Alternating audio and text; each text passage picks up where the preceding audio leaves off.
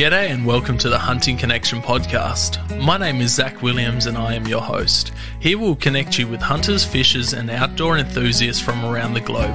This podcast will share hunting and fishing stories including past experiences and tackle the tough hunting stereotypes our community faces. We hope to be a positive influence to those outside the community while also having a laugh along the way. Hope you enjoy the podcast.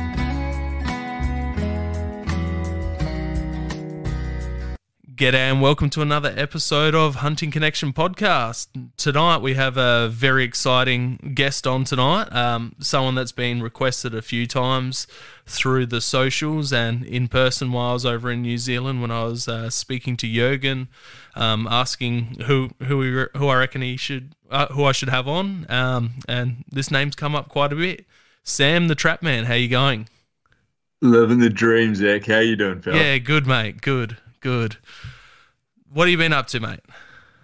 Oh, fella, we've been up to a whole bunch of things. We've this last week we've been involved in translocating kakapo, our big, fat, flightless parrots, up to the North Island. They left the North Island of New Zealand about 40 years ago, and we've just brought another 4 lonely males as a test pilot into the North Island. And if they do well and eat enough food, we'll bring them some females a bit later. So that's what we've been doing last week. And other than that, just been a dad, doing a bit of winter foraging, and got a couple of hunts lined up this next week. So living the dream. Yeah, beautiful. So for people that don't know, I'm going to screw up the name. Is it kakapo?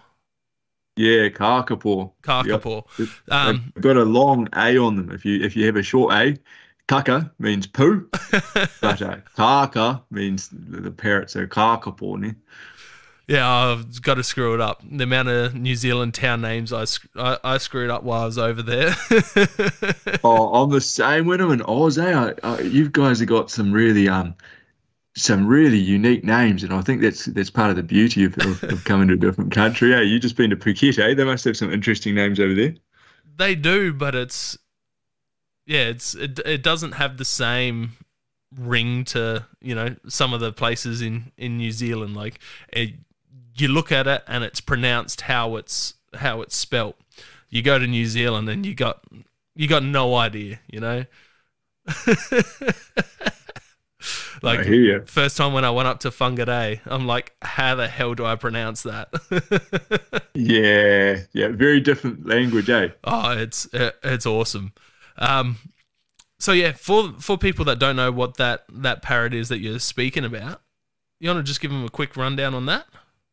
Yeah, so the kakapo is a really large flightless parrot that it looks a lot like a Hogwarts owl, a green Hogwarts owl, I reckon. And they cruise along on the forest floor and they climb up and they eat, or they get fat on these little fruit that we call emu, and they eat tōtara, all of our native conifers, our native podocarp species.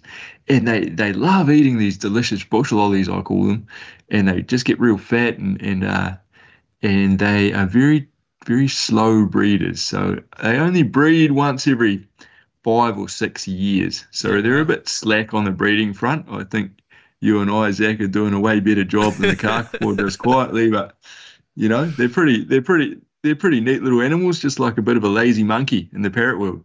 Yeah, they're pretty interesting looking. I've seen your posts up from the last couple of days of them up, and yeah, they're a funky little animal, that's for sure. I heard they're pretty cheeky too.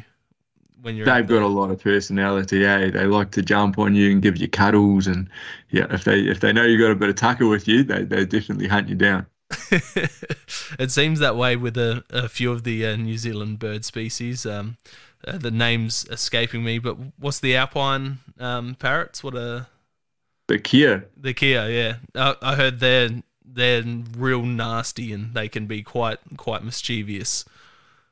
They can be real mischievous, eh? I did a few years trapping in the alpine down in Fiordland, and there are Kia everywhere. And so I had one particular Kia that used to live like right next to the hut I was staying in, and it would follow me around all day, and I'd feed it all the old rotten bait and eggs out of my traps, and it would and they can't learn so quickly, eh? So they started to tear the polystyrene insulation out of my hut, so it was bloody freezing in those huts in winter, and they even started to figure out how to open up our traps. So we're in a bit of an arms race over here at the moment, trying to figure out ways to exclude Kia from our traps. They're smart little guys, just like if you've seen that octopus kind of documentary. Yeah. They got that same personality, eh? Yeah, I got told stories while I was over there hunting earlier this year of them, just absolutely destroying hikers and backpackers, like camps, their tents. They'd, go out for a day hike and come back and their tents torn to shreds and all the poles are chewed up. And one of the stories was it was either a jacket or some bit of camping or hunting equipment. It's picked it up and it would fly it up over the edge and drop it over the edge and then pick it back up, bring it back up, taunt the person and then fly it back over, and just, yeah, mischievous little things. Absolute larrikins, eh? You run into any when you're hunting tar down this ways? Unfortunately, no. So the guys that I'm hunting with, they pushed on a little bit further, and I stayed back to have a walk around with a bow while they were off looking for some tar. And they ran into a bunch of them, but I sadly, if I went with them, I would have. But I sadly stayed behind and missed out on encountering them. Just have to come back and give it another nudge, eh? Oh yeah, man! I'm gonna get over there and go get myself a chamois and redeem myself on a seeker on the North Island. That's a pretty sore spot, though, seeker. Oh mate, I haven't shot one yet, eh? They are an absolute bane of my life, those sneaky little buggers. Oh, just the sound of them roaring and hee-hawing through the bush down there is just insane. For sure. Pretty magical country. So I think we've covered what country you're in, but whereabouts actually are you from? I'm from Gisborne, the Te Tairāwhiti on the east coast of the North Island. Yeah. That's where both sides of my family's from. I had to get an import from outside the region because chances are most of the lovely people in our region we're related to. So it's a nice small town. Proud as to call Te Tairāwhiti home, and it's we've got everything up here. We've got red, fallow, pigs for Africa, wild cattle population, and we've got a small Sika, Samba, Rusa herd, and we've even got wild emus. Oh wow! I knew about all the rest, but emus, I did not know that there was another population of Australians over there. I know about all the wallabies and all of that, and the possums. I know how much Kiwis love killing those possums. They're pretty cool creatures, your possums are. I think we get them fatter than you guys do over there, though, eh? Yeah, it depends where you go. A few of these places people feed them and stuff. But it was definitely an eye opener when I went over there about 6-7 years ago chasing Seeker, and just the guys that are with, every single possum that ran out, they'd swerve, clean them up, just pull over, pluck it. And I'm like, what are you doing? And they explained to me the whole possum fur trade, and like he told me about the possum fur, but I didn't expect you to pluck it like a bird. I was more thinking, possum skins and fur, but yeah, plucking it just blew me away. It's lovely soft fur, eh? And we use a lot of wool over here, and man, it keeps you way warmer than normal wool, which is excellent, eh? So I appreciate you donating those little ecological bloody banes of my life. Yeah, the wool is for warm, but they're an ecological disaster over there, that's for sure. But yeah, you Kiwis sure love to control them, that's for sure. Yeah, for sure. By taking them out, it creates a lot more. For me, it's great because for me, I think like I'm a bit of a bushman, so like eating food out of our environments is what I live for, eh? Whether that's meat or foraging our native fruits and vegetables as well. So the possums eat a lot of those same fruit and those same trees and those same palatable vegetables as well. So for me, if the less possums there are, the more food there is for us. I'm all about it. What have you tried eating one? A possum? Yeah.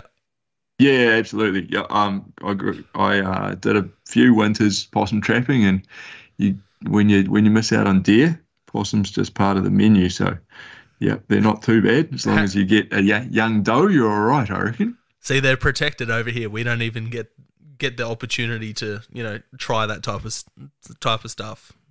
Well, interestingly, it's the same with our native species over here, right? So, like all of our traditional hunted species, such as kiriru and kakapo, we are talking about before, they're all protected and not abundant enough to be able to harvest. So, we don't eat a lot of those. But it's interesting that we're sitting over here eating, a species that's a taonga to many of your indigenous peoples as well, eh? Yeah, especially with the wallabies over there as well. I was hunting with a Kiwi and a couple of Americans, and the Americans were going nuts over the wallabies. They couldn't give a shit about the tar. They just wanted to shoot a wallaby. Well, that's easy to achieve, eh? Oh, we only seen the one, and which was pretty. We went down to Camp Stream Hut was near where I took my tar, and that's where we found the wallaby for one of them to take. So, but yeah, I only found the one down there. Amazing. Oh, if you're ever over, sing out. I'll be able to point you in the right direction up this way. Yeah, I'll be keen to arrow a few because it's something we're not allowed to do here. There's no hunting of native species with archery equipment, so you can get Right. tags and that for kangaroos, for pest control. All of that's a weird sort of setup how they do that here. Changes state to state, but yeah, pretty much here you can get destruction tags where you shoot them and leave them. You're not allowed to touch them. Yeah, got another tag where you can use them on the property, but you're not allowed to take them off the property, and then another one where you can take them off the property. Right. But the Okay. hardest one to get is the one to take them off the property, which is just Really? That's ridiculous. interesting, eh? So is that trying to deter people from having a meat trade in native species? Well, we do have a meat trade for the native species. Like you have to go do a course for it. It's all headshots, male animals. But it's Because yeah, I've been over and eating kangaroo over there and crocodile, and you guys have plenty of natives on the menu, right? yeah, we do. All the crocs are farm. Right. So all of that's farmed, and then you've got professional roo shooters that go shoot for the meat and the pet food markets. But yeah, that's a big rabbit hole. We definitely need to do something with our kangaroo populations. I went out this morning and I probably 400-500 kangaroos I seen on this 1,000-acre property. It's just Yeah.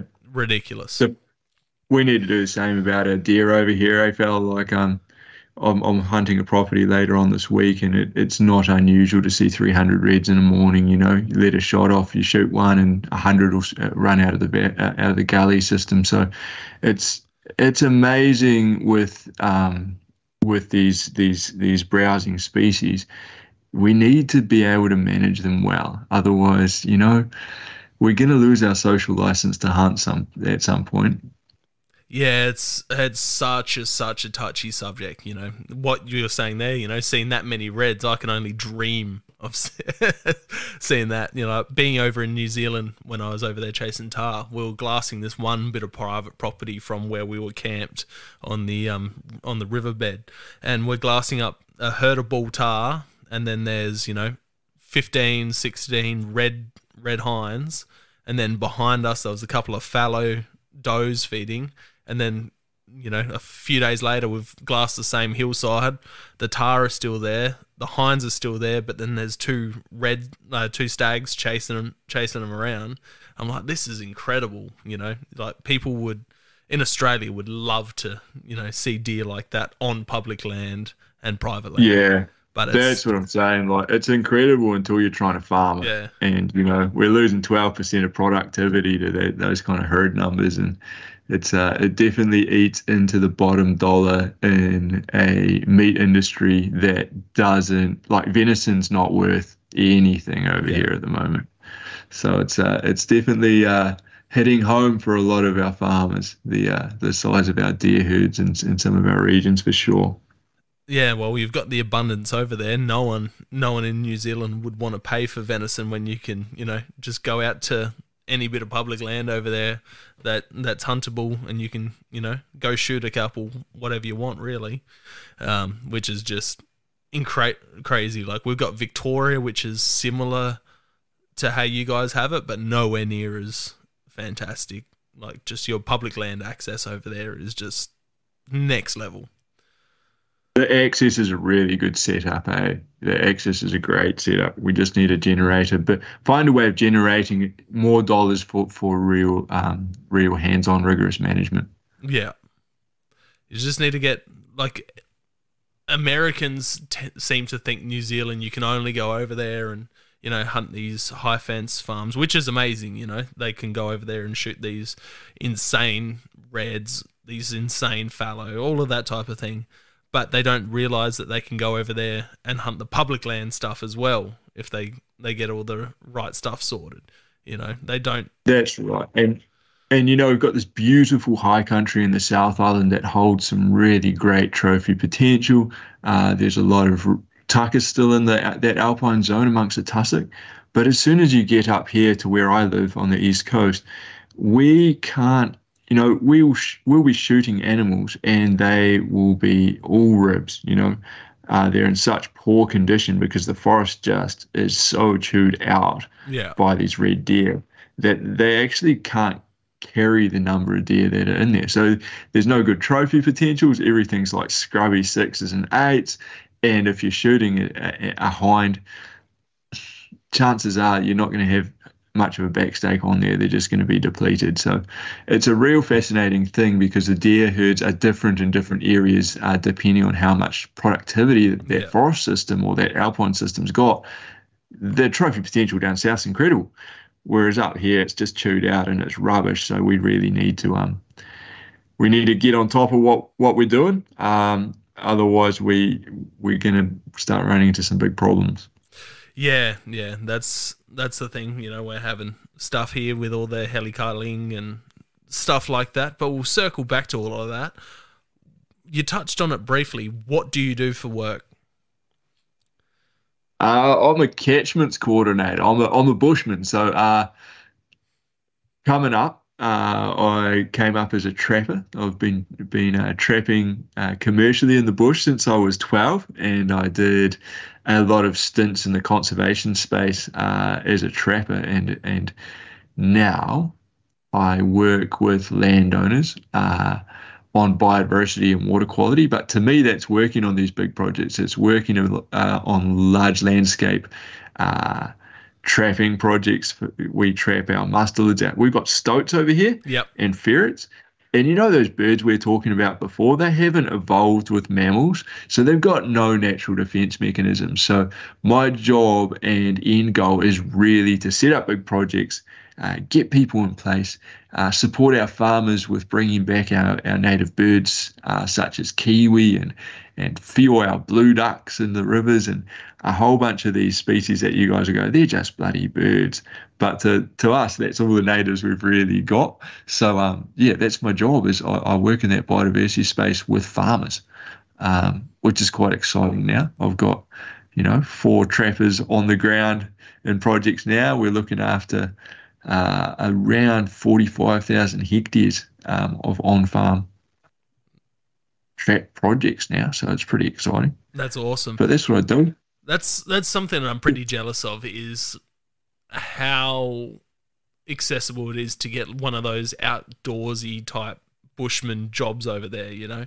The guy Chris that I went and hunted Seeker with a few years back, he was a trapper. Went around, done all the stoats and rats and all of that, the trap lines, and that was his job. Spending a week out bush, running all the trap lines, setting all the traps, and just like hearing it, and then going out to one of those areas and seeing what he actually does. I'm just like, Jesus Christ, I could not keep up with him. I was the fittest I ever was then. And, when when we're in Seeker country, we're walking into camp and he's got a smoke in one hand, a drink in the other, and I still couldn't keep up with him. And he's he's just plugging along. But after seeing how he goes through those mountains with, traps and bait and all of that, doing all the grid lines, it was just insane. But yeah, just how accessible it is to get one of those outdoorsy jobs. Like Jurgen, who I went with this time, he goes out, he's a does pest management, goes around shooting all the pests on farmlands, and they're doing a bunch of wallaby control and deer control, and it's insane the amount of time you get to spend in the bush doing that type of stuff. It's not really that accessible to do something like that over here in Oz. Yeah, we live the absolute dream, eh, fella? We do a bit of work and go for a bit of a hunt or a fish after work. And, when you're living in sort of backcountry huts with the rain on a tin roof, there's nothing, fire crackling away in the corner, smoking trout up in the smoker that you just caught from the stream, or a few venison steaks in the pan. It's not too bad. And now got young kids. My 4-year-old's kicking around in the bush with me as well. So, no, we're pretty lucky. People go, "Oh, how did you end up in that?" But I think you're right. Like in New Zealand, we're really lucky that we value having our people having a real connection to the landscape, and we really value our outdoorsmen. So, yeah, we're just real lucky, eh? Like far out. I always thought when I was a kid, I was like, oh, we grow up on these stories of Barry Crump and the deer colors, and then we grow up with these stories of those American trappers and bushmen over there, and go, wow, wouldn't that be amazing? And somehow we've ended up working in a sort of a more modern version of that. I don't know how it happened, but if they keep paying my salary, I'm pretty happy. See, yeah, Oz has it on some parts with some of the animals. We did have it, 50 years ago. Like I grew up, I got taught to hunt by my pop, my dad's dad. I'd spend every fortnight at their house going off camping and fishing and full driving, and I grew up hearing the stories of how he'd go shoot, 100 pair of rabbits, and he'd make double, triple what he had earned a week just by shooting rabbits and foxes and cats, and for the skins and for the meat and all of that type of stuff. And we just don't really have that anymore. You got a few people that trap wild dogs and dingoes, cats, foxes, but it's not massive like it is over there. It's you've got the buffalo herders and camel herders and stuff like that round all these things up. Goats is a newer one, the last 15 years, but that's more just property owners rounding up goats and sending them off to the abattoirs. It's not like spending time out in the bush like you fellas do over there and just being one with the land and learning everything over there. Yeah, I don't know. I see a few things on TV or YouTube, and like some of those guys doing scrub bulls up north and that over there. That looks like a whole lot of fun. But yeah, I think you're right. As with you, my grandfather taught me to hunt in the same places we hunt now, and um, we've got a bit of a different culture over here. Because um, we've got a lot of our Bushman culture is really steeped in matauranga Māori and the practices of our indigenous peoples over here. So a lot of the way that I guess our whānau look at things is that we see hunting and fishing as just a part of being part of the ecosystem. It's no different to us than foraging our pickle, our little fern fronds off of our ferns, and no different to eating the fruit out of the bush or anything like that. It's just a part of living rather than some people call hunt, and I get it's good for everyone to look at things differently. Some people reckon hunting's a sport, or some people reckon it's a recreational activity. To us, we've always been hunters, and I think we always will. And it doesn't really matter too much whether we talk about our Scottish ancestry or Irish or Polish or Maori ancestry, or in your case, over there, Aboriginal ancestry. We've always been hunters. So it's just a real interesting thing for us is that we've got to just manage and look after the landscapes we're in. And if we get to hunt and get to fish and and the bush feeds us with all that bush tucker, it's a good thing all round, eh? Yeah, exactly. And that's something I don't feel that people look to hunters do, but other people don't. Like, being from white heritage over here, you get a lot of like, oh, it's okay for natives to hunt, but because you've got white ancestry, it's not okay for you to hunt. And it's like that hunting is my ancestry and lots of other people. I've got German ancestry and English ancestry, and like everyone in my heritage was hunters from the dawn of time. It's only modern day people that aren't. So that's something that's really good to focus in on, is that we all came from hunters, and we may be in a different land, but we're still hunting the same species. All of those species followed us over here.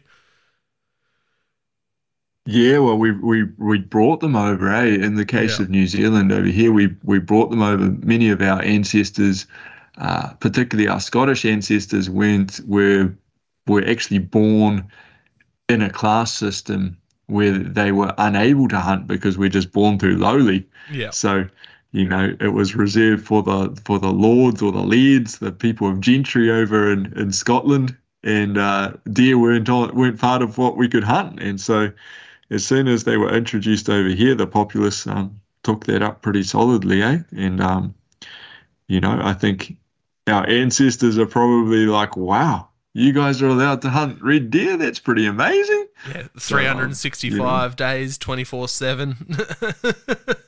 That's right.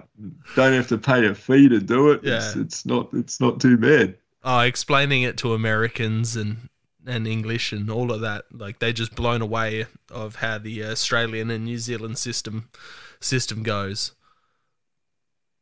Yeah, it's pretty incredible, hey. I did a stint in the UK and wow, it just opened. I did a couple of stints in America also, but the UK blew my mind, eh, because it's so class system orientated still, and that was just scary, to even be invited on a hunt, you had to be like, of certain lineage. And me rolling up in my stubbies and my woolen t-shirt just definitely didn't cut the mustard, if you know what I mean. Yeah, I just had a couple of Danish hunters on the podcast who I actually met down at Lake Pukaki when we were over hunting tar. We went down to see the statue, and a couple of guys hopped out a little rental decked out in Sitka camo, and we're like, they're definitely not New Zealanders, so we'll go say g'day to them and find out what they're doing and what they're hunting. And yeah, so went out and chatted to them and got them on the podcast, and chatting to them about hunting in Denmark. That was crazy. You have to pretty much do a uni degree to be able to hunt over there. I think they're saying it's like a year course. You have to do like a 500 question thing, but you're only allowed to get 4 or 5 questions wrong in the whole thing. Like it's insane. The beauty of that, though, is that they, as hunters, have a great understanding of their ecosystems. And I think, like, I don't know what it's like in Australia, but here in Aotearoa, a lot of our hunters are just starting to switch on to needing to understand their ecosystems. And a lot of the legislation over here is kind of creeping in front of us a little bit too fast. And so it's an interesting thing because we get into this whole hunter conservation space, and we got some incredible hunter-led conservation projects popping up. But I do like the European system, not necessarily having to sit a degree to go hunting. That just seems a bit crazy. But I do like the focus on understanding ecosystems and the impacts of deer herds and pig herds, and the impacts of our game species and where they sit and what the carrying capacity is in any given ecosystem. Because I feel like the more hunters that understand that, the more hunters can have conversations in a really articulated and educated way that can support hunting for the future. Because if we kind of reside in that munter hunter space, we just get raked over the coals, you know. There's you know, we can turn up with a mullet and bloody big glasses and drinking Cody's or rum till the cows come home, but it just doesn't get us where we need to get to. And so I think the more eco literacy we've got, the longer we're going to be able to hunt the way we want to hunt. So I'm a big fan of that European education space. But man, having to do 3 years to be able to hunt seems a bit crazy. Yeah, it's insane the way they do it. But like you said, they get an understanding straight off the bat that we don't. You know, they learn all the butchering, all the processing. They learn all the herd management, what deer are good to take, what deer you should leave. Like they've got seasons where they can take certain stags, and then other seasons when they can take the cull stags, and then hinds and yearlings, and like their understanding's just crazy. But then, you know, you can't really put that for herd management. You can put that in Australia and New Zealand, but you know, at the end of the day, because they're an introduced species, for the conservation side of things, you know, like the carrying capacity of the landscape, is it good to have a managed population, or is it good to have no populations? You know, and that seems to be where our governments are turning. You know, as a hunter, I want deer on the landscape, but you know, for conservation, having no deer on the landscape is better than having deer on the landscape. Yeah, it's an interesting debate, eh? And I think I'm really different to many hunters in New Zealand. You know, to me, I'm like, I like the idea of having herds of significance, and having areas that are designated for hunting. But I also like the idea of having areas that are managed for biodiversity. And that may look like not having any deer in those areas, which will scare a few people. And even beyond that, you know, our people here in Aotearoa have hunted since people have been here. And I've got no issue with growing our native mahinga kai species, our native hunted species, back to a place of abundance where they come back on the menu.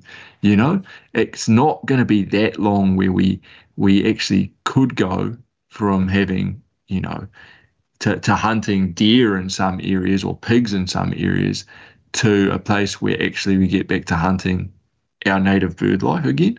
And so that's a space I'm really interested in. How do we get to a tapestry where we've got herds of significance in some areas, and then we manage for biodiversity in other areas, and those biodiversity rich areas become areas that we can harvest our native foods from again. Do you think? And I think that's good for hunting all round, because we're creating a greater diversity of hunting. We're actually creating a form of hunting that's unique in the world, because no one else can come and hunt our native species, because no one has our native species, right? And so, you know, we can offer these, as you mentioned, these high fence red deer stags, and we can offer like tahr, etc. But actually, those are things you can get elsewhere in the world. So I'm really interested in a diverse hunting space where, yeah, we might have areas that are managed for introduced species, but we also have areas that we can harvest our traditional species. I reckon that's what the future of hunting in New Zealand should look like. Yeah, definitely. I think Australia should go down a similar route. But do you think that, you know, with getting these native species to a point where you can hunt them, do you think that you would ever be able to hunt them, even if you get the numbers back there? Do you reckon that would ever be on the cards? Because, you know, you got the greenie type parties who, you know, anti-hunting, and, you know, I know there's a few of those groups popping up in, and always have been in NZ, but they're, you know, popping up more and more. Yeah, I think so. And I think, I'm not sure what the tapestry's like over there, but a lot of hunters are greenies over here, and a lot of greenies are hunters. So that's interesting. And a lot of rednecks are hunters too, and a lot of hunters are rednecks. So I think it's quite diverse in that space too. But I think the big thing is really there's a real appetite because put myself out on a limb there. Uh, our indigenous people over here have a really strong voice and are really highly recognized in our political system. So the reality around legislative change to be able to harvest native species again is there, whereas I don't know what the situation is over there. So I think, we've got a party in politics here that has a seat at the table called the Maori Party. And, they're pushing for Indigenous rights really strongly. And I think that's a great thing. And it's a real asset to hunters because many of our hunters here are Indigenous. And so, yeah, I think that could be just around the corner really for us. We've got where I live locally here, we've got a bird called weka at carrying capacity in our local region up here. So that could be on the cards. There's other areas in New Zealand where we do hunt weka and we can hunt weka. And we harvest do you guys have mutton birds? I know they harvest mutton birds over in Tasmania. Yeah, Tassie And have we've them. got, We get them yeah, blowing in every now and again. We'll get a storm where they'll get lost, and we'll get them off of the coast of South Australia. But yeah, they're not common down here, but they do harvest them. There is some type of harvesting for them. we harvest them too. My wife's got harvesting rights down on Rakiura there, and um, they're just delicious, and they're a native species, and that's just a part of how we've grown up. So I just see that as a good thing. The more species we've got, the better. And I think the legislation's going to come along as long as we can grow those numbers. No, that's awesome to hear. Like, you do have your duck hunting, like your paradise ducks and all of that, which is fantastic. Our duck hunting here in Victoria and South Australia is currently under threat. By greens, I don't mean people that are conservation minded and want a balanced, well maintained ecosystem. By greens, I mean like someone that doesn't want people to go out into nature. They live in the city, they like to look at nature, but they don't want how you actually manage it. They don't want controlled burns. They don't want, kangaroos numbers dropped and other native species dropped. These are people that they still see people as separate from ecosystems. Yes, that's exactly what our greens are like here. They don't want us to be a part of the ecosystem and the balance. They think that we should be completely separate. Yeah, we've got that breed of human over here too, and I guess I see that as part of my job, in the social media space, is to bring people along on that journey. Folks that are growing up in cities, we bring them out into the bush. We show them what we've got vegans and vegetarians as part of our hunter-led conservation project, the Eastern Field Link over here. We bring them out into the bush. They come trapping because they know it's a good thing for the ecosystem. And guess what? After a while, they understand. They may not partake in hunting, they may not eat meat, but they understand that hunters aren't bad folks. And I think that's part of my role as a human is just, and a hunter, is to bring these people gently along on the ride. Yeah, man, that's awesome.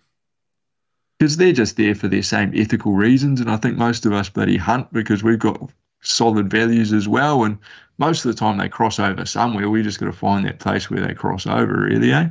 Well, that's the thing. You sit down and have a conversation with majority of these people, not all of them, but majority. You'll find places where you both agree, and then you can break down the stuff that you don't agree on, and you'll eventually work out some type of deal. Like, having too many of this species is bad. Well, yeah, it is. And then, you can work down those rabbit holes with them once you have a face-to-face, not on social media. Being out in bush, doing what you're doing is just fantastic. So that's the best way to break down these barriers, I believe, anyway. I'm a big fan of working on the stuff that we want to work on together, and just let's park the stuff we don't. Yeah. We can get a lot done when we work on the same things that we want to work on together, and everyone sees things differently. So that's it. I'm happy as to park that, eh? So jumping back a little bit, I know you briefly touched on it. How did you get into the hunting, fishing, outdoors lifestyle? Um, my grandfather was a hunter, so he he hunted with a rifle and then hunted with a bow. He fished for trout, and so I kicked around with him as a young fella until I was 12. We hunted pheasants, ducks, and he went off with his mates to hunt red deer, etc. And we fished a lot together, so both saltwater and freshwater. So I really got into hunting then, but he passed when I was 12, and my dad's a really keen tramper, and so we did a lot of time in the bush as well with him. And so I didn't really hunt again until I kind of found it myself later on. And so, but I did heaps of time in the bush with my dad. Um, but yeah, I got a job for the Department of Conservation cutting tracks when I was 21, I think, and I just kicked around with an old 100-year-old Lee Enfield that he 303 and slung some air around, some lead around after work, and ended up becoming a hunter. So it just for me, we were paid so poorly working for the Department of Conservation that we literally in our weekends we lived in the backcountry huts in the bush because we couldn't afford rent, and the cheapest way to feed ourselves was to catch trout out of the rivers and to shoot deer in the after work, because if you had to buy meat, it soon cut into your salary pretty quick. So I yeah, bet. that's kind of been my journey working for Doc and feeding ourselves in the bush. And there's no fridge obviously in the bush, so if you're shooting one or two deer a week, you're doing pretty well. No, that's awesome. So, another thing I want to touch on, your bush knowledge of just everything in the bush is insane. How did you learn about all the plant species, edible and everything? Because your knowledge seems to be just outstanding. Oh, I don't know if it's, we all, I don't know. I'm just a bushman, man. Like, I don't know.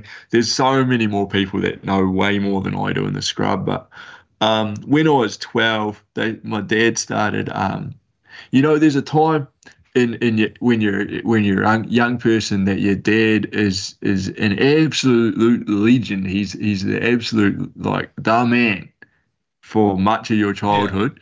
And then you become a teenager, and for some weird thing in our testosterone levels or something happens, and we're like, I'm ready for another mentor. And so my dad saw that, and he sent me bush into Te Urewera with this guy Darren Peters, and he's a big bugger, eh? Like, he's a proper hard out trapper.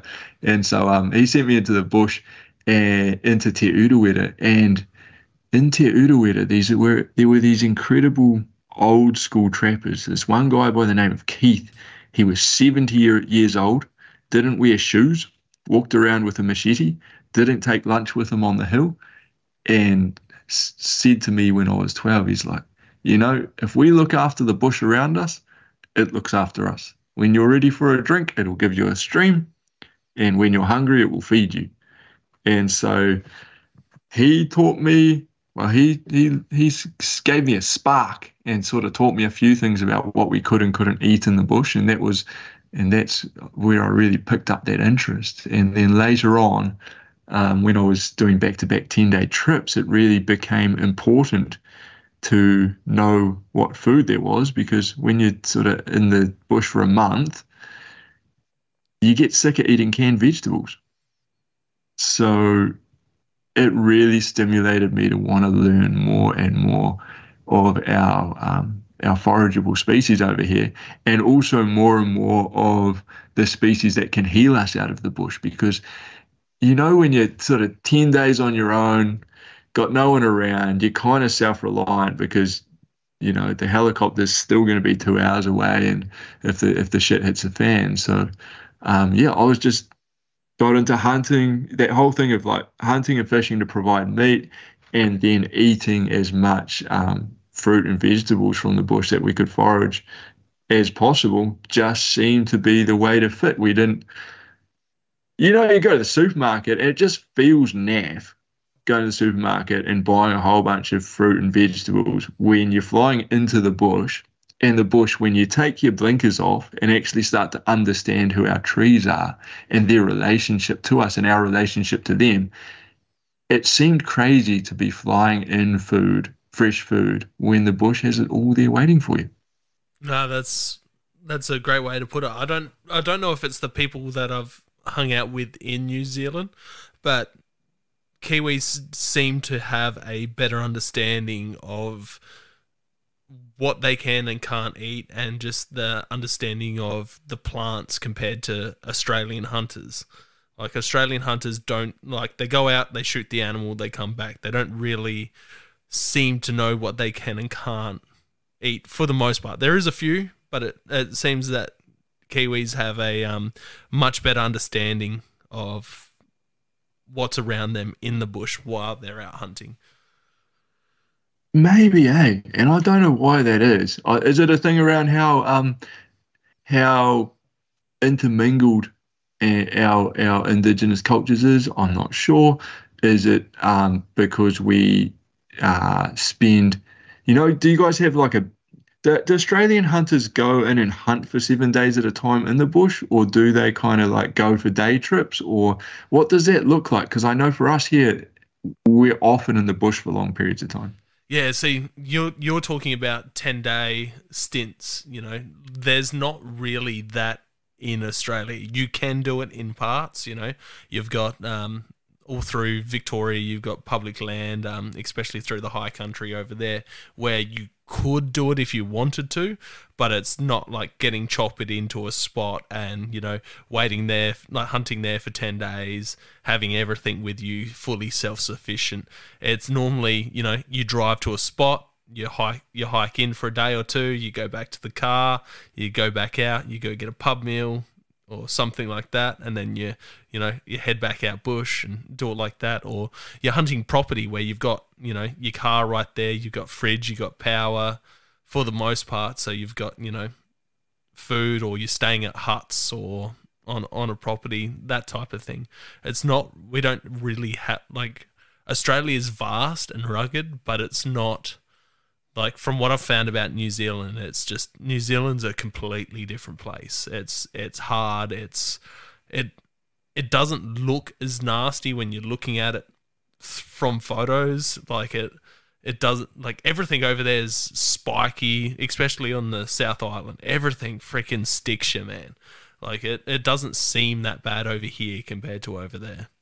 So Really? Because I feel like we kind of grow up thinking that like everything in Australia is trying to kill you. So that's like on the animal space. But is that not replicated in the plant space? not like, the only real spiky shit that I can think of is all introduced. Right. Blackberries, fir bushes, it's not like the Madagascar and the Spaniards and all of that shit. Yeah, All of yeah. that's just fucking horrible. Like, I come out of the hills and I come back home and I was still popping bits of splinter out of my legs and my arms and my stomach. You've got some reeds that are a bit spiky and stuff like that, but it's just nowhere near as rugged as NZ. Like, you can see, like, hunting that country, you can see why New Zealand hunters are as rugged and just full on as you are over there, is because the country is just harsh. It's insane. Like, even chasing That's Seeker on the North Island, like, everything was wet and slippery and cold. Everything was mossy. So you'd go to grab a branch when you were like slipping, and the branch would just crumble in your hand because it's all rotten underneath it. Like, it's just a completely different place to over here. And I think I'd just curl up and die in Australia. Like there's places over there that look so dry and inhospitable that it makes me super nervous. Because you know how I said, like, when I grew up in the scrub, like, you won't carry water because the stream's going to come to you when you're thirsty.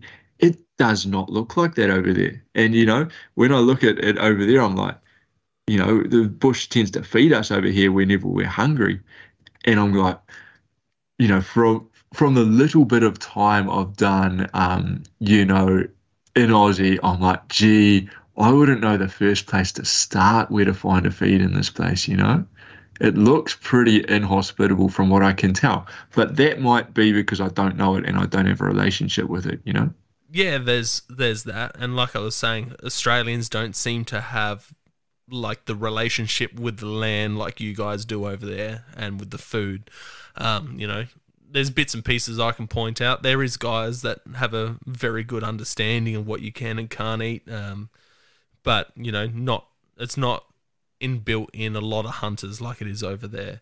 You know, you're heading out to those dry places. You have to take all your water out with you, you know, and judge, because you can't just rock up to a stream and drink straight out the stream. Like when I was going over Fasika the first time, I'm like, oh, what do I need to bring? Do I need to bring like life straws and filters and, you know, all of that stuff to clean the water before I drink it, you know? And my mate's just laughing at me. He's like, no, you like, we just rock up to a stream, you fill your bladder up and just drink straight out of the stream. Is that not the case in Oz? Not really, no. Like you've got the high country where if you got decent runoffs, yes, but you got to worry about parasites and all of that type of stuff. Right.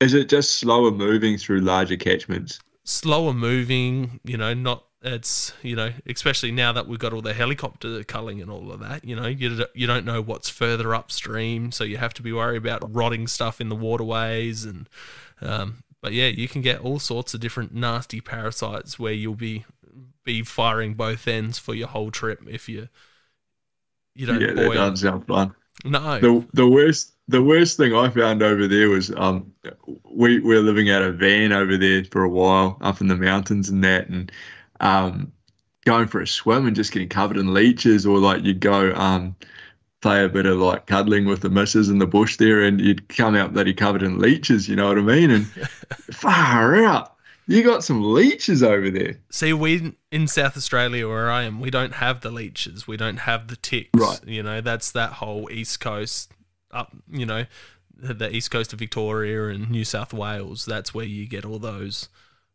nasty pricks. And I never really have had much to do with that apart from my one time over there sambar hunting and my one time over there chasing hog deer on Snake Island. And it's just, yeah, completely different. But yeah, even like Snake Island was a little sandy island off the coast. We had to take all our water over there with us and food, and, you know, it was just completely different. That's a whole other mentality, which is incredible, you know, because that would take a whole lot of more skills than probably we need over here, because the land probably looks after us a little bit more. Oh, it definitely does, and that's what I've said to people. Like preparing to do this hog deer ballot on Snake Island that I drew at the start of the year, there was more planning and technical stuff that went into planning that hunt than it was to plan a hunt to New Zealand. Like it was pretty much like, contact my mate, yep, no worries, pick me up from the airport at this time, drove to the shop, grabbed some basics and went straight out bush, you know, where over there is just, yeah, completely different planning. Yeah, for sure. We got it easy, eh? Oh, it's insane. And just, you know, being able to drive up to the public land, you can, and, you know, walk a little bit in it and find a tar or find a red, or, you know, it's crazy. And the country that Tara in are just insane as well. Yeah, she's pretty steep, eh? She's pretty steep, but that's what we love about it too. At least we've got the numbers to make it worthwhile. Yeah. It's also the altitude, because we don't have the altitude down here. So, like, going from over here where we got no altitude to over there where you know, we're camped at higher peaks than we have here in South Aussie, you know. Like that was our base camp in the creek. Was higher than out, you know. So just dealing with the altitude over there is just insane too. Do you notice it, fella? Because that's interesting, because we're just in and out of helicopters all the time up into the mountains, and I don't notice it. But like, is that a thing for someone that, like, if you're not dealing with altitude regularly, do you have to deal with that in our mountains? It's either that or I'm really, really unfit. So I don't think that's the case. Yeah, no, amazing. I feel it quite a bit. I reckon it's a little bit of being unfit as well, but yeah, I like hunting with the Americans and the New Zealander. You know, both of those Americans were used to hunting Colorado and stuff like that, so they were used to that altitude, where I just couldn't keep up with them. Like I'm just, a few steps. I went for a raw mission 2 years ago down in the Remarkables with two hunting mates, and neither of them have kids. And I just got my ass served to me, eh? Like we're carrying, 30 kg, 40 kg packs at the start of the trip, and I spewed twice on the first hill. It was no good, eh? And I've been solidly working on my dad bod the last couple of years, and my fitness is nowhere near it should be. But I haven't noticed the altitude. I've just noticed my legs turn to jelly, and I have to have a couple of spews before I get going. You just need to take an Aussie with you. It'll make you feel good. I don't know. I'm keen to jack up a hunt if you are. I've got a couple of things I want to do over there as well. I really like to have you met Alex, the wild bushman over there? I haven't met him, but I've been told to get him on, so he's on the list eventually as well. So he's got a bit of knowledge around that bush tucker over there, and I'd love to do a bit of time with that fella in the scrub because I'd love to trap yabbies because we've got freshwater crayfish over here. I'd like to just compare our cultural way of doing things and compare our bush knowledge. So I'd love to sit down with that fella and spend a bit of time in the scrub. I also would love to get over there and have a crack at a scrub bull. I know that's like bottom of most people's lists, but for me that's like that and your freshwater crayfish. They look pretty tasty, eh? Our freshwater crays or our yabbies?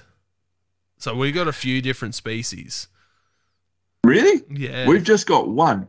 Yeah, no, so we've got, I think there's like 4 or 5 different species of yabbies, and they've been, working out the subspecies of them. Then we've got freshwater crays, then we've got marron, red claw, and a couple of other ones. Are you taking the piss? No, we've got a decent number of freshwater crays and yabbies and do they all live in the same area? Like, are you saying that I could come over there and we could just have a massive boil up of lots of different species of freshwater crayfish? Some places you can, some places you can't. So, Kangaroo Island over here in South Australia is a good example. You can get yabbies and you can get marron, which are introduced from Western Australia. So you can put one pot out and get 2 or 3 different types. You might get 2 different types of yabbies and the marron. Or, you go into New South Wales and Victoria where they have those big freshwater crayfish, especially when they have the season on for them. You might get... Because how big are your freshwater crayfish? I've never actually had the freshwater crays. I've never seen one in the wild, but I think they get, relatively big. So, the biggest our crayfish will get over here, our freshwater ones, are probably like a 330 stubby can. Yeah. So they're probably the biggest they get is as long as one of those. So yeah, a big yabby would get probably a bit bigger than that, fully stretched out from claw to tail, and then I think the marron, they get some of them get a litre Coke bottle size. No way. Not thickness, but length. I've got to come to Aussie, fella. That's what bugger hunting over there. I just want to come catch crayfish. That sounds fun as. And then we also have shrimp as well, freshwater shrimp. I'm not sure if you get them, but I use them quite a bit for fishing. But you can cook them up, and the little pink prawns that you get in Chinese food. They're pretty much like a freshwater equivalent to them. See, our shrimp are tiny. They're definitely not worth your effort. Over here. We've got shrimp, but they're just waste of time small. Oh, some of the ones you get. I'm showing you in the camera, so listeners can't actually hear. But you stretch your thumb and your index finger out, and a big shrimp's about that long including the And claws. are they sweet and succulent? You know, like our freshwater crayfish over here, they're like sweet and Yeah, succulent. so the yabbies and the red claw and like the marron and stuff, they are. I haven't tried the actual freshwater spiny crayfish that the Victoria and New South Wales and Queensland and that get. But yeah, I think there's a couple of species of those freshwater spiny crayfish, and then a few species of yabbies, the marron, red claw, and then you get up in the top end you get like cherubin, which are like a massive prawn, freshwater prawn. I need to do a trip, I think, fella. Oh, it's cool. Oh, what do We've got some what, cool stuff, man. You got all the the common Aboriginal bush food. Witchetty grub, barty grub, that type of stuff. There's a few berries and stuff that I can point out. But you find someone that's got a good knowledge of the bush, they can find some good stuff. cool. But Oh, that's what I'd love to do a mission like that, and maybe even take up off a scrub ball at the same time. I'd be in heaven. well, yeah, if you went up to the top end, you could do scrub ball and cherubin, but barramundi fishing, all of that type of stuff. But people forget how big Australia is and how That's much right. different terrain we have. Like, South Australia, we've got the Adelaide Hills, which is, um, relatively wet through winter and that, relatively hilly, but nothing compared to New Zealand. And then the rest of it's just flat desert almost. You got the Flinders Yeah, Ranges, yeah. which is an awesome bit of country. But then you go into Victoria and you get snow. But there's I've also done it. parts. I've done a bit of time in behind Cairns and in behind Brisbane and in behind Melbourne, in the hills behind there, and it's all been pretty sort of lush. And then some other areas are like forested desert land, Yeah. and that's quite diverse, which is cool. But it strikes me that New Zealand's probably only the size of your guys' East Coast anyway. Yeah, So well, there's a lot more to explore. yeah, working out how like you can drive from the top of the North Island, then catch the ferry across to the South Island, then drive down to the bottom island, like the bottom of the island. Like it doesn't take that long compared to like to drive out of my state. I drive one way and it's like 11 or 12 hours. It's probably 8 or 9 hours driving straight up, and then 4 hours to drive to Victoria. See, for us, it's probably what? It's probably 2 10-hour days, and you've covered the whole country. Yeah, that's nuts. I think what is it? I think it's about 19 hours to get to about Bathurst, which is still 4 hours out of Sydney. So you're looking at about 24 hours just to drive from Adelaide to Sydney. Yeah, that's a lot of diversity in landscape, eh? Oh, it's insane.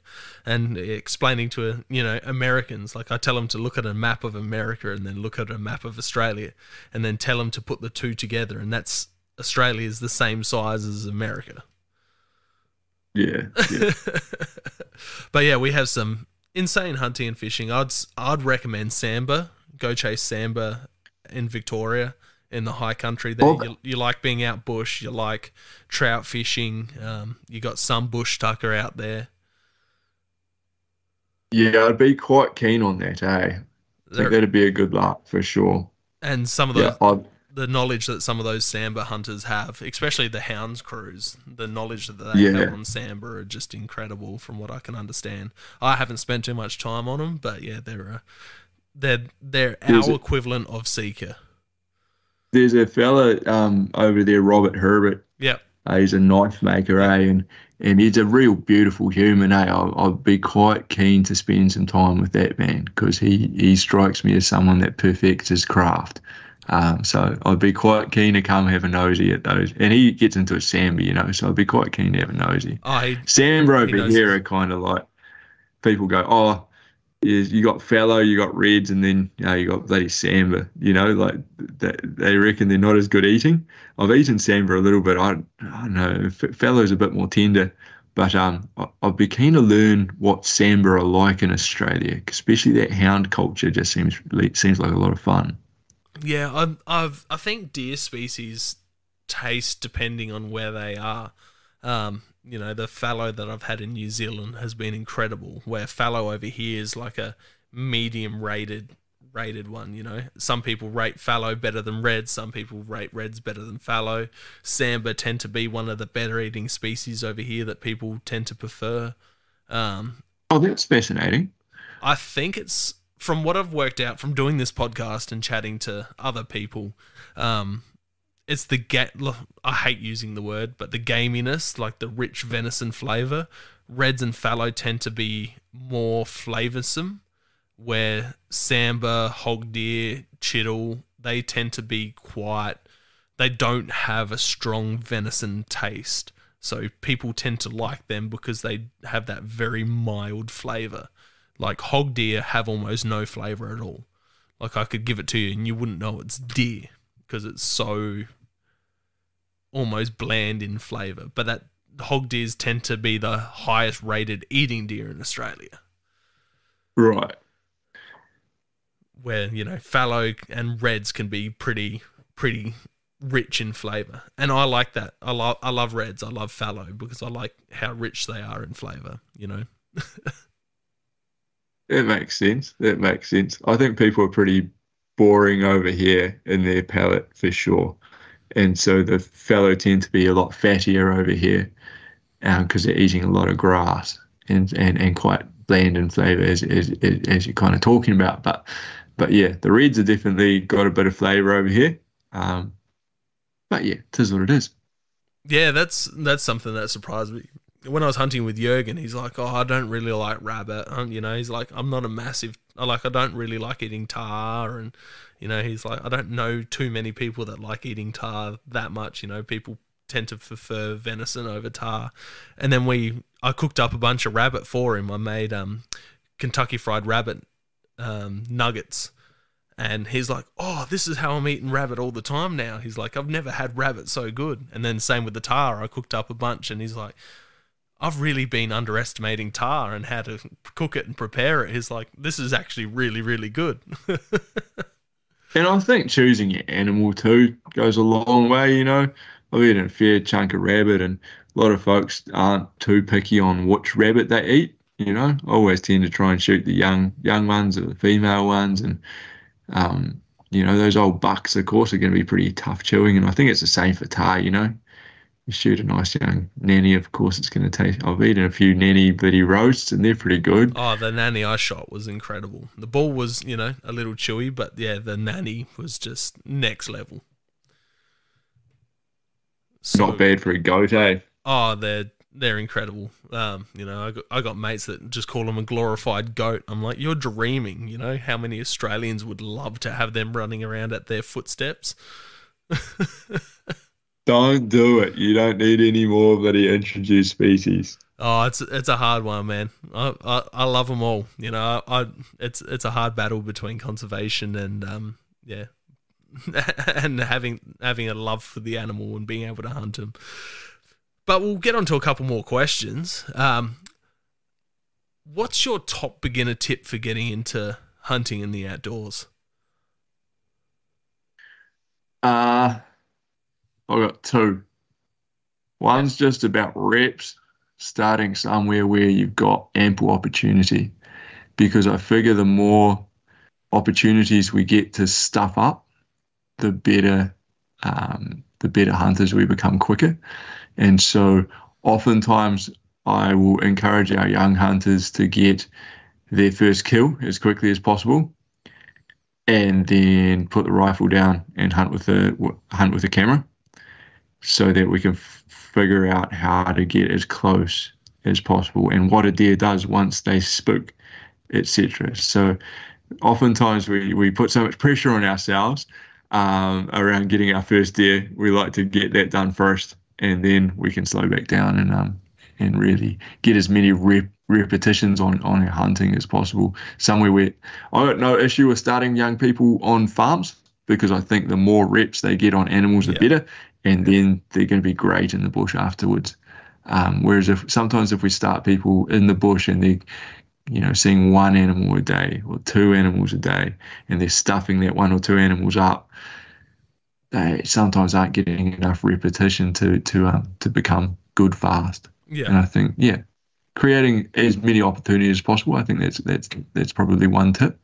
Obviously, not everyone's got that access, but my second tip is really just coming back to understanding ecosystems. So understanding what is palatable where at what time of year.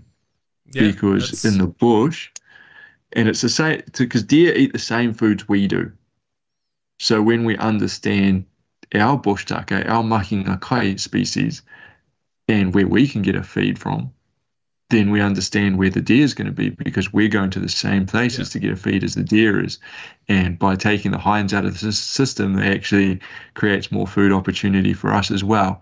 So it's about understanding our ecosystems. And the more we can understand those palatable species to us, we're so motivated through our puku, right? So if we can understand the plants around us, we understand what is fresh when, what's budding up when, what's got new shoots when, and the deer are going to be in that 20-meter radius every time. So if we can understand our plants, we're understanding our deer. That's really interesting. I've never thought of it like that. You know, we don't have the same relationship to the bushes as you guys have. But yeah, no, that's really, really interesting. And I'm here trying to think what, you know, a lot of the times, you know, deer are feeding on lucerne paddocks over here and stuff like that. So it's not really stuff that we're going to be translates. Yeah, not some of it does for sure. But yeah, I'm just trying to think of this similar type of, you know, you've got your browsing deer species and then you got your grazing deer species. You know, in my area, it seems to be most of them are grazing deer species.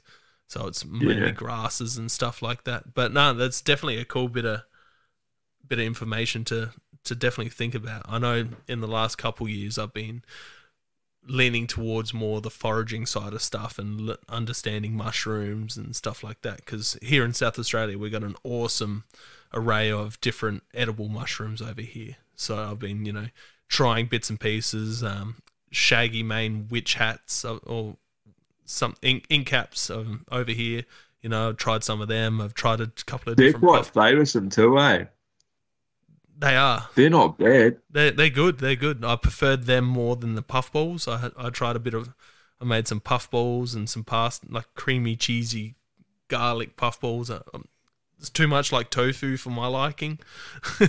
Yeah. But we have some great, like there's, you know, the area over here that gets hit pretty hard every year when the puccinis pop up, and you know, we've got a species of morel which I'm slowly trying to narrow down and work out to try and find out. But yeah, those mushroom species, there's lots of them around here. But everywhere you'll find most of those mushroom species in deer area, there will be deer in that area. That's right. And they're usually the most productive spaces, eh? It doesn't, you know, things grow in the warmer, sunnier, higher productivity soil spaces. Exactly. That's for sure. So, what have you forgotten on a hunting trip or one of your expeditions? What's a key bit of gear that you've forgotten and gone, oh fuck? My bolt all the time. Oh no. Man, I've forgotten my bolt so many times. It's just embarrassing. Like I would have, you know, I could. It'd be 5 or 6 times I've forgotten my bolt, and it's just a bad look. But luckily, like I've always got the camera with me, and when I'm hunting with mates, that's usually like if I do forget my bolt, then I can always whip out the camera and be a designated cameraman. So it's not the end of the world, but my goodness, it's bloody embarrassing, eh? Is that law over there that you have to travel with a bolt out, or what's the go there? Yep. 100%. So your bolt needs to be locked in a separate, so pretty much locked in your glove box. Okay, yep. See, it changes state to state here. In South Australia, we can travel with a bolt in the firearm. So it's just something that here we're never gonna forget. But you know, I've heard horror stories of guys traveling interstate from New South Wales and forgotten a bolt or misplacing a bolt because you have to keep it separate. And that Yeah. just scares the hell out of me thinking. Or just like, you set your truck up and then the mate's like, no, no, we're going mine. And your bolt's left in your glove box at 4 o'clock in the morning. It's like, Oh, what a dick. That's right. that's horrifying. That's horrifying. What would be the most important item you take out with you on your adventures? Most important item, I like wool. As simple as that. I like wool. I like woolen socks. I like a woolen beanie. I like my woolen black Bushman t-shirt. Just wool. Or if I'm in wool, hot or cold, I'm happy. Um, I'm skinny as, bro. I'm like 6'4". I'm like 85 kgs dripping wet. There's not a lot of not a lot of fat on me, so keeping warm in wool is 100% key to me. Yeah, because that's one of the things about wool. It gets wet and you're still warm. It's not like the synthetic stuff. And it doesn't, when you're working hard, it doesn't do that nasty, sticky, sweaty thing. Okay. It just kind of like, when you're working hard in the heat, it's made for animals to be able to breathe properly. So like it works well for us too, I guess. So, you probably had a million people on there and kind of had all the standard answers, but like obviously a knife and my rifle and my camera, all that sort of stuff. But like to me, the thing that makes me comfortable in the bush is wool. It's definitely a unique answer, one we haven't had on the podcast yet. So I definitely like it. I run a lot of synthetic stuff, and I've looked at getting wool stuff. So, I tend to get too hot. I heat up very quick when I start walking in the bush, and so it's hard for me to layer because I'm either too hot and then chucking clothes on as soon as you stop glassing type thing. So wool would probably be a good option for me to look at down the future for underlayers, Especially those, for me, like those like real light merino layers, like they just feel good, and on day 10 they still feel good. yeah. Whereas like my synthetic layers are stinky and sticky by then. Yeah, that's it. So yeah, I had, and that's the thing. Wool doesn't stink as much as the synthetic stuff either. So that's probably a good choice to go down for when I'm looking at doing more backpacking type trips in that cooler weather. What about the most sketchy, dangerous thing that's happened to you when you've been out? Bro, I've been shot at 4 times. And I've fallen off a bluff down in Fiordland and busted my ankle and had to walk out using my rifle as a crutch. And that was like 2 days from help. So that probably had the biggest repercussions. Like I'd followed this little spur down, and the deer tracks, it ran out. Like there's that saying, deer don't go stupid places, but people do. Yeah. Because the deer have all the time in the world to figure their routes out. And so the deer tracks had run out. And this old bushman said, you never go off the deer tracks, because if the deer aren't going there, there's a reason why. And the deer tracks had run out, and I was being headstrong, and I carried on and I kept pushing down the spur, and it got to this slippery rocky bluff. And those sections where the moss is growing straight onto the rock, Yeah. and there's no roots or anything hanging the soil onto that rock.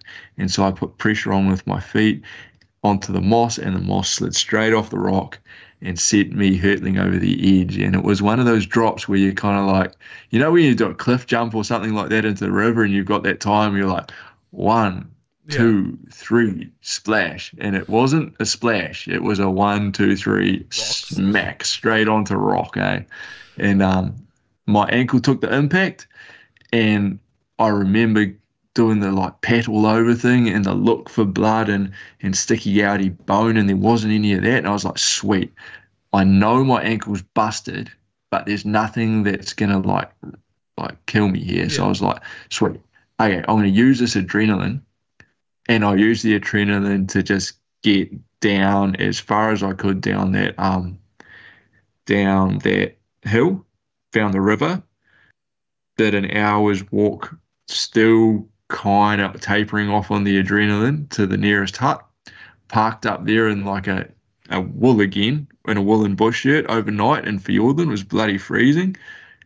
And then the next day walked most of the way out until a helicopter could come and get me.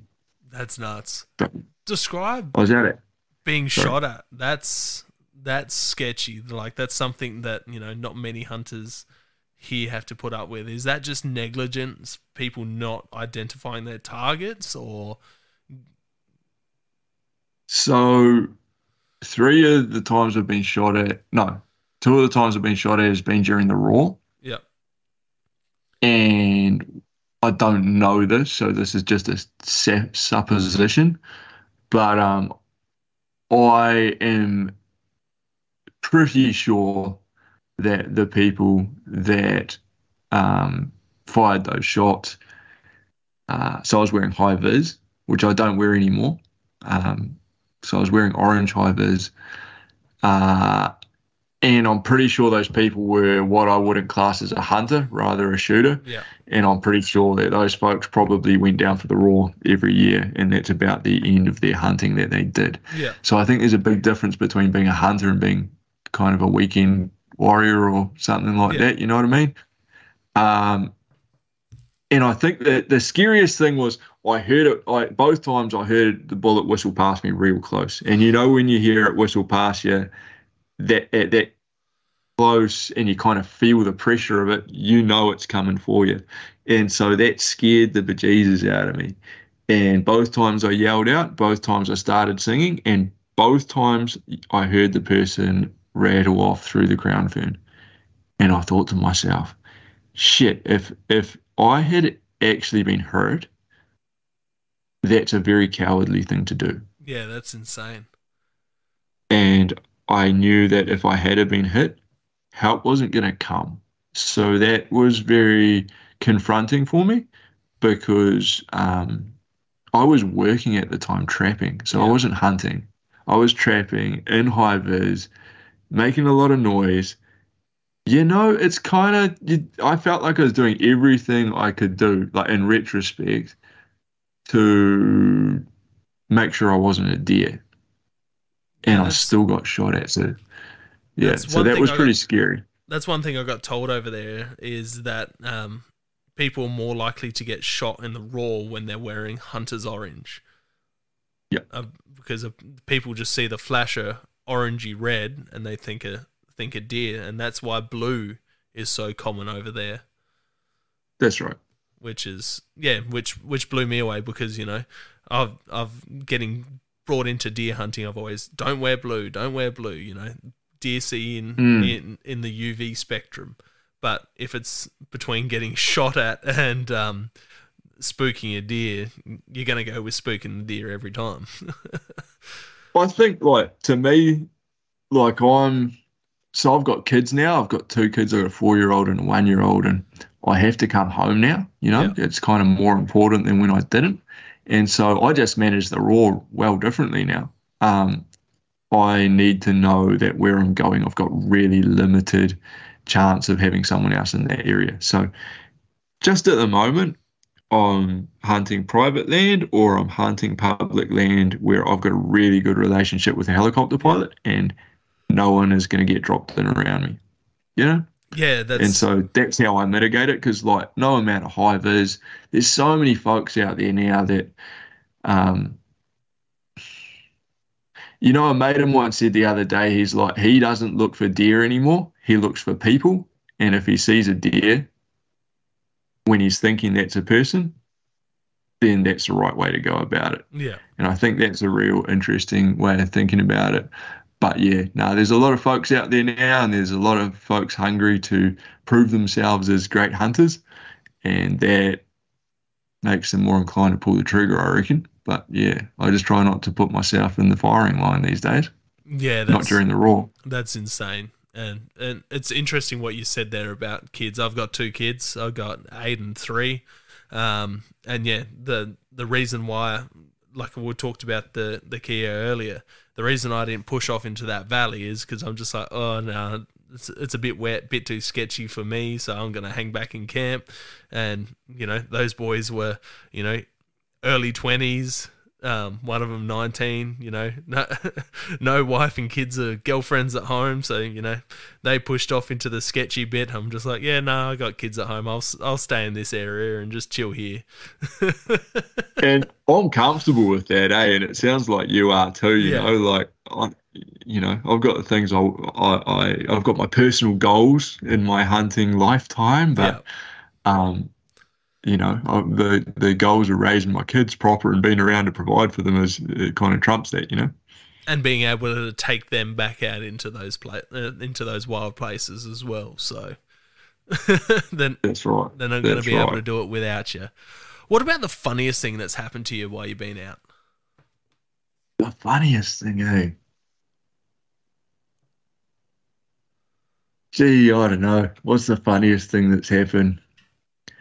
Um, I worked in the scrub with this fella called Phil Collins, and he's not the Phil Collins, from the Gorilla ad. He's a fella, Phil Collins, and he was just a comical genius. Like, have you read Barry Crump at all? Nah, I'm not a reader, man. I'm dyslexic as. That's why I do podcasts. Sweet as, right. Barry Crump's, you know who he is. He's a Kiwi author. He wrote a lot of great humorous, comical hunting literature.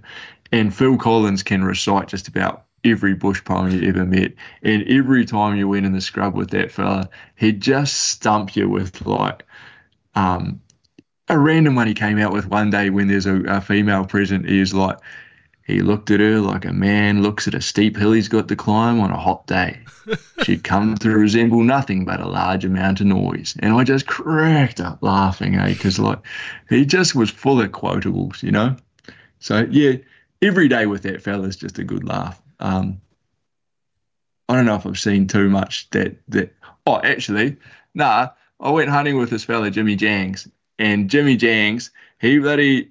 We've been stalking stags for like 6 days, in the high country, and talking about long shots and that. And I'm a bush hunter from up here. He's like, oh, I can shoot one at 500, no worries. And he proved us right. But anyway, it gets to day 6. He's keen to take home some venison, and this bloody yearling comes down, like within 20 meters of us. And Jimmy settles down on his pack with his rifle, like the best setup shot you can ever have at 20 meters, like you're not going to miss. And old mate bloody shoots this yearling and drops it. Yeah, oh, bloody good. We've got some camp meat, and it's like we've set up camp right there. Like this deer's just about walked into our tents. And he goes up there with his knife to bloody deal with to gut this deer. He turns up to this yearling, and he's knee shot the thing through both its front knees. And the thing jumps up like a bloody rabbit and leaps into the air. And Jimmy Jangs is there with his knife. And this thing leaps into the air and it starts bounding its way down this bloody hill.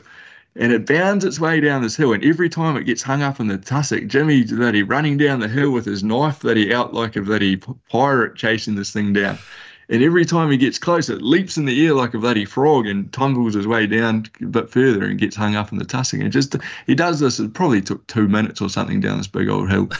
And then he hits and we're yelling at him, mate, put away your knife, because he's running down through this tussock. Oh, we just think he's going to scone himself with his knife and bloody end himself as well instead of the deer. And this deer finally makes it into the creek down the bottom. And Jimmy cuts its throat. And the whole creek turns red, and it's just this massively biblical bloody scene. And that was just my mate Levi and I just cracked up laughing, because from missing a shot that's 20 meters away and knee shooting this thing and it turning into this absolute rigmarole of bloody jumping jack deer, it was just the weirdest scene you've ever bloody seen. Probably doesn't sound funny thinking about it now, but it was very, after 6 days in the scrub, it definitely was a big moment. There's those things that are in the bush that are funny at the time. It's funny to me because I can imagine it happening, and being, if you weren't a hunter listening to it, you'd be like, what the fuck? That's not funny. That's crazy. But, being a hunter myself and, have had similar experiences, you can see why that is. that would be funny to watch. and that's what made it more humorous. Is just like it's it was quite disgusting, and Yeah. like that's exactly what not what you want to do as far as animal ethics go. Like it was quite shocking, and Yeah. that's what made us bloody laugh. Was just like, holy shit, how bad can you stuff that up at 20 meters? Yeah, like what the fuck? Yeah. What about dream animals? Oh, so my grandfather shot a 16 point red stag in the bush, like a proper, like the wildest genetics, too far away from a farm to have anything else. He shot a 16 point stag in the middle of our conservation project that we're running now. And the bush is so eaten out now, there's no way you'd see a 16 pointer. But to me, I'm like, far out. Imagine bringing that bush block back to a point where it can have, because the genetics are still there. Yeah. So if I can bring that forest back to a state of health that it can support a 16 pointer, I would be absolutely stoked. So yeah, I've got a big red in my sights one day. I'd love to nail a scrub bull in Aussie. Sounds like freshwater bloody yabbies and crayfish are up there now, but and those do you call them like shittow? What are they? Chittle. Shittle. That Chittle. sounds terrible. Chittle. Chittle. Chittle. Oh yeah, that's a bit different. Yeah. So chittle, I just think they look really beautiful, and I'd love one of their skins. And when I was in America, I helped a lot of guys hunt bear and blueberry fat black bear. It's been many years since I've had that, and bear skin is just so beautiful, and the animals are just incredible. So I don't know when it will happen, but I would like, and I only want to take one, but I've got a hankering for black bear that are blueberry fattened, Yeah. because that fat is something else, eh? Yeah, that's definitely on my list. I'm not in a hurry, but I'll get there one day. That's awesome. Yeah. Black bear would be probably one of the most common answers for top dream animals for Aussies and Kiwis going over the podcast. And the common theme there is the blueberry fat black bears. Everyone's seen that Steve Ranella clip, and it's just got something stuck in with Australian and New Zealand hunters. Is is that one in Alaska? No, so it's one of the earlier episodes in this. It could be Alaska. It might have been in the States, but it was one of either in the original first season or the second season. He shoots a black bear that's tearing away at these blueberries and cuts it open, and you can see like the bluey purpley tinge in the fat. Yeah. And then he cuts the fat, boils it, renders it down, and then just does cubes of black bear and boils it in that fat.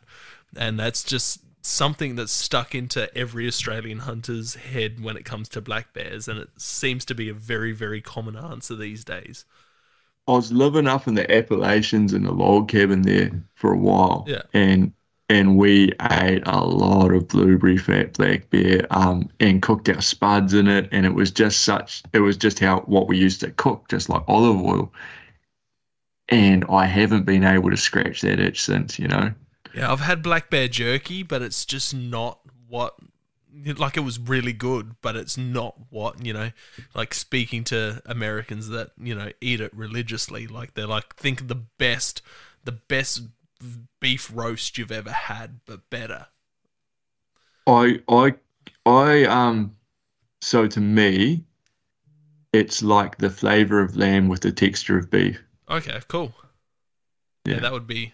Yeah, it's black bear's very, very high on my list, and more so for the eating aspect than the hunting aspect will be killer. But yeah, the eating aspect, like.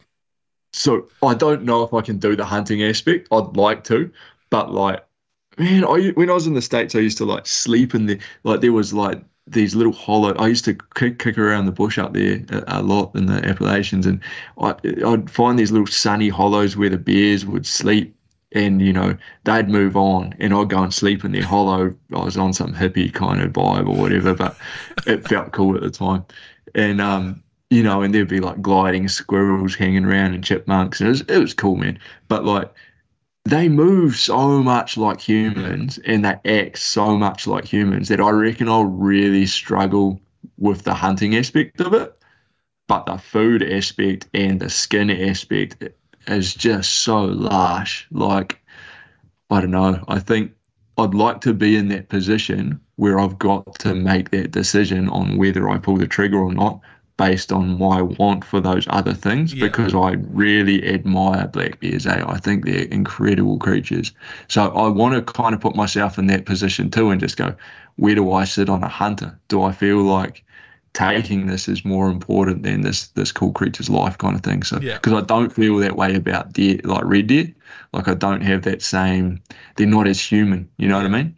Apparently, seeing him scun and hanging up is a pretty confronting sight because their muscle structure and their bone structure is very, very similar. So seeing him there scun there hanging, it's got a very human-esque look to him. For sure. Yeah.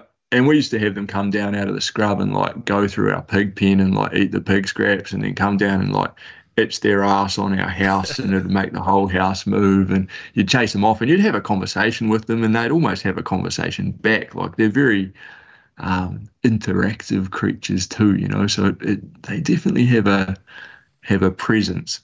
So I mentioned his name on here quite a bit, but do you know who Clay Newcomb is? Yeah, I Yeah, do. yeah. I So do. he had a before he was at Meat Eater. He had a podcast called Bear Grease? Bear Hunting Magazine podcast.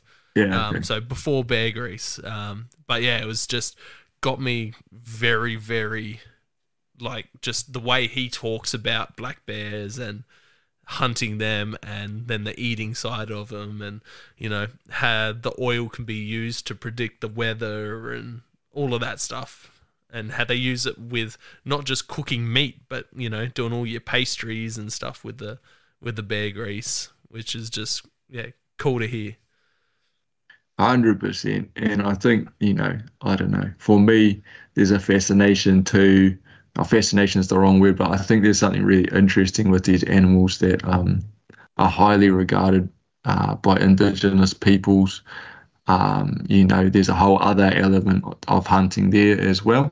And to me, it's like, okay, uh, what, where does that sit within the scope of the indigenous peoples, and Yeah. is it my right to come in as an outsider and take something from that ecosystem? I don't know either, so we'll figure it out. But yeah, they definitely taste pretty bloody good. Nah, that's awesome. It's good to hear that you got to eat some. You're probably one of the first non-American guests has eaten some black bear. That's for sure. What about favorite thing to cook with hunted, caught game food? Oh yeah, for me, there's like nothing better personally than like I love pickle, our fresh fern shoots. Okay, yeah. I think that they're delicious. So I like to fry some of them up. I might use kawa fruit, which is a it's a kawa it has a melon-like fruit to it. It tastes like melon with a peppery aftertaste. So I like to mix the fat up from the animals that we kill and use kawa fruit to make a meat sauce. And then I might sweeten it using tōtara or rimu fruit in that space as well. And so that can go really nicely. To me, it's less about the meat, but I might be doing back steaks, or I might use that meat sauce in the middle of a pork back steak and then wrap it, and I like to cook over fire, cast iron in the bush with our pickle, our native vegetables, and those really sweet, delicious, diverse flavors of the fruit that we have in the bush here. That's, to me, that's cooking, eh? My wife struggles to get me in the kitchen here at home, but in the bush, I come into my own. Yeah.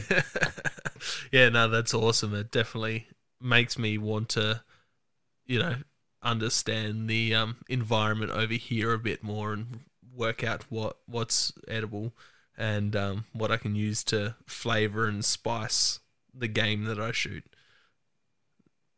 It's good fun, eh? That's what I froth on, eh? That's why I'm a hunter. That's what I love is putting all elements of our ecosystem together if our ecosystem can provide it, and then trapping and doing the and hunting to do the work to allow our ecosystems to be able to sustain us, eh? Because I think oftentimes as hunters, we're at the taking end of the ecosystem. My challenge to myself and to other hunters is that what do we need to do to give back to those ecosystems that allow us to eat from them, because life's not about, hey, everything's a two-way street.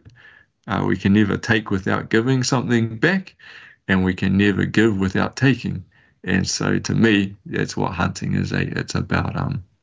It's about being part of our ecosystem and a functional part of our ecosystem rather than just a consumer. That's definitely a great way to look at it, and something that we all really need to look at, Yes, we're taking from it, introduced species. So taking those introduced species away is a kind of giving back somewhat, Well, I don't know if I agree with that. So if we look at population dynamics, and I'm sorry this will go on a bloody nerdy little tangent, No, but if we look at population dynamics, typically if a species is at carrying capacity and we take, what do you think? As a recreational hunter, maybe 10% max out of a population. If we gave it 20%, we'd be being too generous. So as hunters in a recreational space, if we take 10% out of the population, it actually creates more food availability, which creates more stimulus and better condition to be able to grow more new animals. So you're actually increasing the number of deer that ecosystem can support, which means that we're not doing a conservation good. We're actually detracting from the conservation space as recreational hunters. Because I think oftentimes we think of ourselves as be like, oh yeah, we'll shoot a few hinds and we'll do a conservation work. You're probably taking less than 10% of the population, which is probably increasing the food availability and probably increasing the number of deer that ecosystem is going to have in it. So I think we need to be real clear about that hunting for recreation is not conservation. Yeah. And to do conservation as hunters, we need to manage deer herds in a funded, rigorous methodology that is about the ecosystem. It's not about going out at the weekend and shooting two hinds. Yeah, it's, again, between the two countries, it's a little bit different. I can't remember the exact numbers, but chatting to Dan, who's a regular guest on this podcast, is a biologist, and he's gone over a few studies, mainly Victoria, because Victoria has the most studies on deer. I think they're taking above 20% of the deer populations, and I think it's mid to high 20s from memory, where it needs to be around that 30-ish%, and it keeps them at a capacity, and they're actually doing, they've done the studies on it. I can't quote it exactly, but it's recreational hunters are getting up there, probably through the hound crews, because they're putting a good dent in the numbers. But it's with us, every animal that you're taking is giving our native animals a bit more of a chance, because the mammals are competing because they eat very similar, they live in very similar environments. So kangaroos, wallabies, all of that, so taking one of those introduced species away is giving a native animal. It's the same. It's the same here. Our deer eating the same species that our native birds eat. Our native birds will eat the new growth in the fruit. It's the same here. The numbers may be slightly different, but I think the overall message that recreational hunters probably, it's impossible for recreational hunters to do the job properly, and that a recreational hunter taking a couple animals is not going to make a difference. Yeah, definitely. I definitely agree with you there. But yeah, there has been some studies that recreational hunters in Victoria, Australia, getting up there. And we've had all the stuff with helicopter culling and stuff like that, poisoning, and not sure your views on that side, but it can be a very touchy subject on both sides of the fence. For me, it's just around. I'm not into poisoning at all. I Yeah, think that's the flow-on impacts of poisoning, and also, these are taonga species to other indigenous peoples and other ecosystems. And taonga means a treasured species, like in our te reo Māori language. Taonga means treasured, and deer are a treasured species yeah. to their home ecosystems and their home peoples. So I'm not a big fan of treating them with poison, but I am a big fan of using helicopters and other methods to bring them down a few notches so that we can manage them for the long term. Is with the helicopter culling over there, do they just shoot them and leave them, or are they collecting some of it for whatever? What we found is with the industry, you can do a bit of both, but at the end of the day, you do also need to make it economical and have the impact that you want to have. It's the carting time between the hills and the chiller trucks Yep. that chews up all your time. So to make it economical, in reality, we need to do shoot and leave to manage ecosystems, which again, it turns a lot of people off. But we do have a lot of situations where, the Wapiti blocks, they've got a burger out now that they're doing, and that with wild venison, that's great. A lot of our farm blocks, we've got the helicopter going through, and then they'll GPS them, give us the GPS coordinates, and we'll go pick them up for people as well. That's good. But in reality, yeah, we do a lot of shoot and leave. And I think that that's not a bad thing for our deer herds. It's not a bad thing for our hunting opportunities. And it's not a bad thing for the ecosystem. So,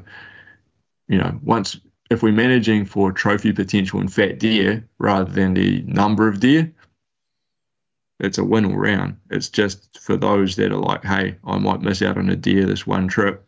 Yeah, it is different because our deer numbers are completely different. Over here, their goal is eradication.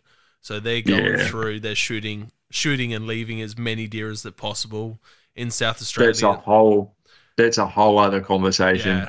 Yeah. They're doing it with shotguns now, 3 shotguns out the side of a helicopter and then a backup shooter with a rifle. And yeah, it's pretty horrible. And they're doing it at peak time when people are hunting as well. So like during the rut, people will be out in paddocks over here in South Australia stalking in on some reds or some fallow, and then the helicopter flies over the paddock, pushes them out into the national park, and then shoots them right in front of people. Whereas our government's learned that actually our hunters are really motivated to manage their deer herds. Yeah. So a lot of the deer herds that are being managed by hunter-led conservation projects. Yeah, and that's the way to do it. That's definitely the way to do it. Where over here, it's just wipe them out. We don't want them. If the deer are gone, then we don't need to give people licenses for hunting deer. But to be in that space, we need to be breeding a type of hunter that is ecosystem literate and that is articulate and soft enough to be able to hold that space.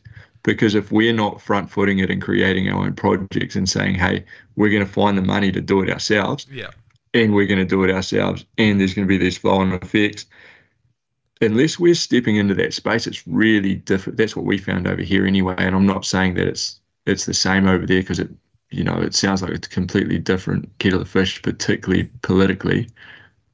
But for us, it's been a real journey to go, hey, how do we create a type of hunter that is ecosystem literate, that understands herd dynamics and biodiversity, and can walk that line, because it's been a real shit. We got a lot of people driving around here in utes and just blasting stuff out the window, you know Yeah. what I mean? And drinking while they're at it. And it's like, that's awesome. Good on you fellas.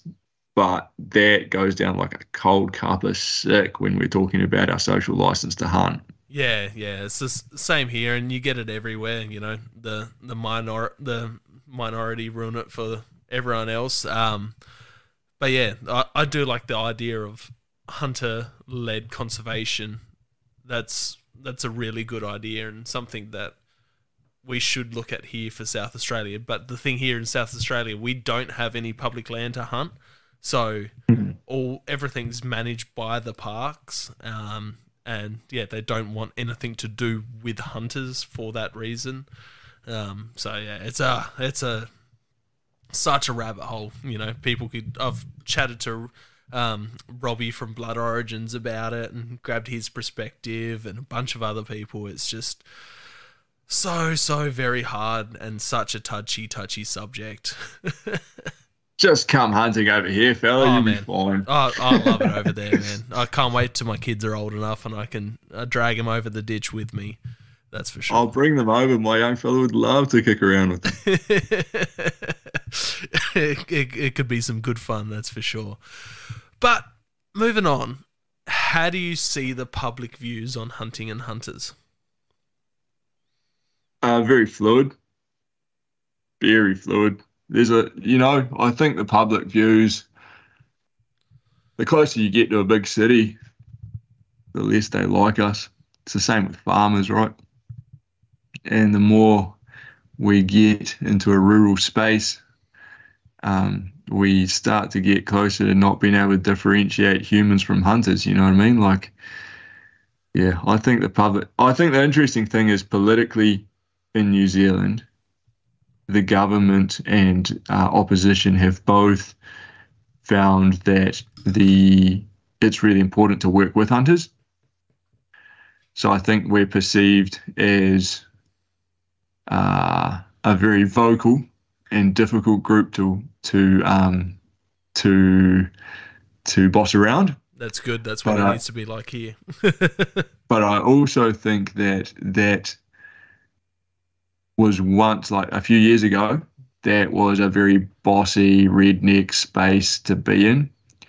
And what we're seeing now, and even within the Game Animal Council, is that they have started to appoint Indigenous peoples on their board because they realise that being a affluent white leadership team was not going to get them very far. And the same with fish and game is that they're having to, and they're going to continue to have to start to come around a orientation to hunting politically that's around food and Indigenous people rather than sorry, my Māori word slipping, our affluent white predominant way of treating this as a recreational activity, because here in Aotearoa, New Zealand, that's not going to work politically for any of us, and it's not going to work for our people. And so I think that's really interesting. So we're perceived, as soon as we go down the white affluent space and the trophy hunting space, we are seen as a pack of dickheads. Yeah. And I think, in my experience, that's not unfounded in many cases. As soon as we go down the route of food gathering and ecosystem literacy and the importance of traditional harvest, that is much more widely accepted, and it is much more digestible to those that live in cities because it makes sense logically. Yeah. And I think that's the difference. When people see us in cities as people that are gathering food for our families in a way that's respectful to animals, they can stomach that. If they see us rolling around shooting something to take its antlers and its head, they can't stomach that. Yeah. And, for me, I've got my trophy aspirations. I'm not saying I'm not a trophy hunter, but all I'm saying is, how are we perceived? Well, there's a big difference between how we hunt and how we're perceived. And yeah, that's how I think we're perceived as hunters. We need to be really careful that we don't that we retain our authenticity, and we actually needed to step into the spaces of protecting indigenous people and traditional hunting and food gathering, and we probably need to step away from those ideals of a acclimatization society, affluent white person hunting. I think that time is being and gone, really. Yeah, look, you covered the next question as well. I reckon you're spot on and nailed that, and it's something that I've been thinking of quite a bit here. You know, majority of hunters here, like I said, with the bush food and stuff like that, they don't really know it.